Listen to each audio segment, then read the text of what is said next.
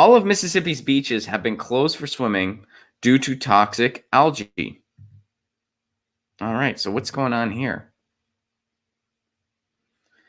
Every beach along Mississippi's Gulf Coast is closed for swimming, as the entire shoreline is now under the same water warning tied to a blue-green algae bloom.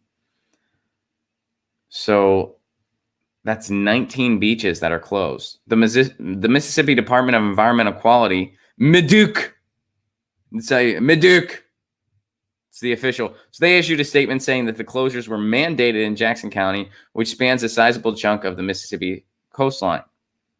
Wow. So how did this happen? According to the Mississippi Clarion Ledger, all of Mississippi's 21 beaches have now been closed, and the algal bloom is caused by the opening of a Bonnet Carré spillway in Louisiana, which has brought an excessive amount of fresh water to the coastline. The spillway was partially opened to offset a rising Mississippi River that swelled due to an especially wet winter in the Mississippi Valley. All right. The spillway is expected to close mid-July, and experts believe its closure will prompt the algae bloom to quickly dissipate. Once they close the structure, conditions will start to change pretty quickly. Interesting. All right. So harmful algae bloom is when algae grows quickly on the surface of the water.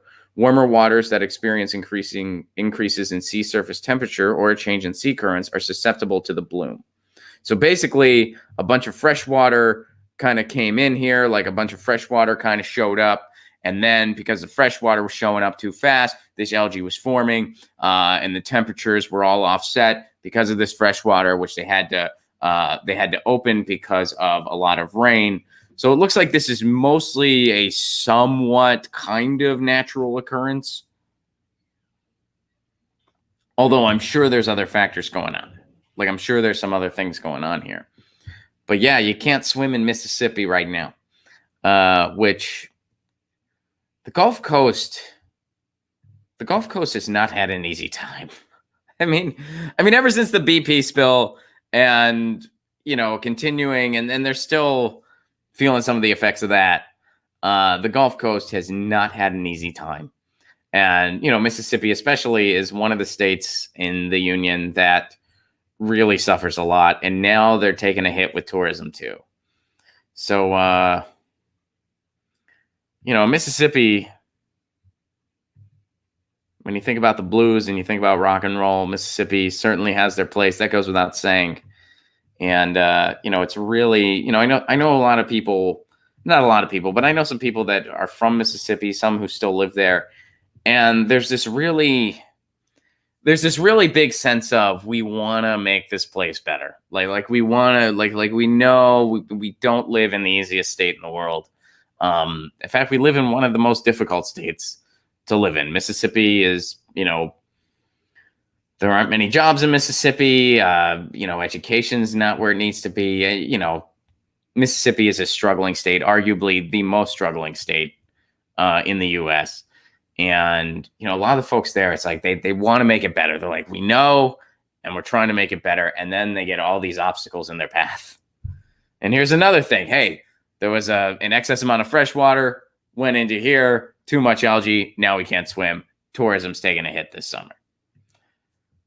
So Mississippi, they're dealing with that. Now, that's not the only place where there's some growths going on in water.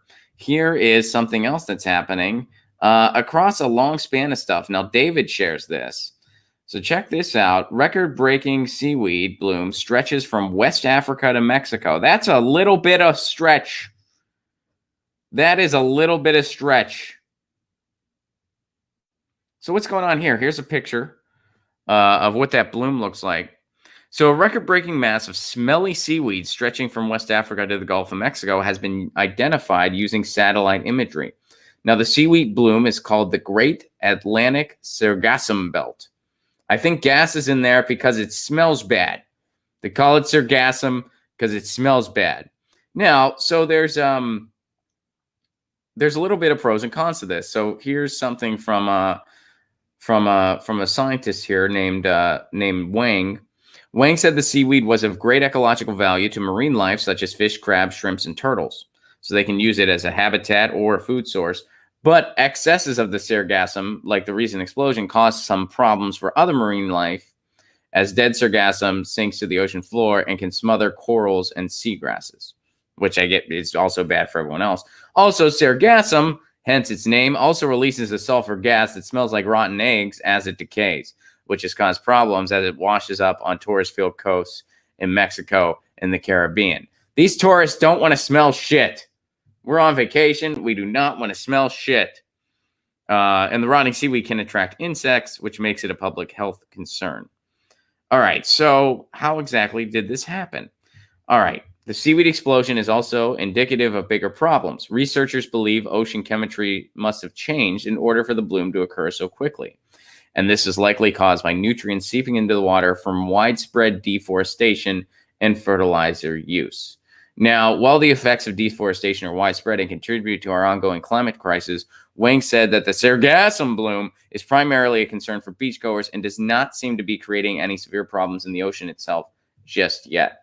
So they're speculating it doesn't cause any concerns in the ocean, but because this is an occurrence spawned by things that, you know, shouldn't be going in there, like deforestation, fertilizer, stuff like that seeping into the ocean, because that caused this, is it unfair to assume or to kind of conclude that chances are this isn't good? Chances are it's not good for the ocean that it's happening.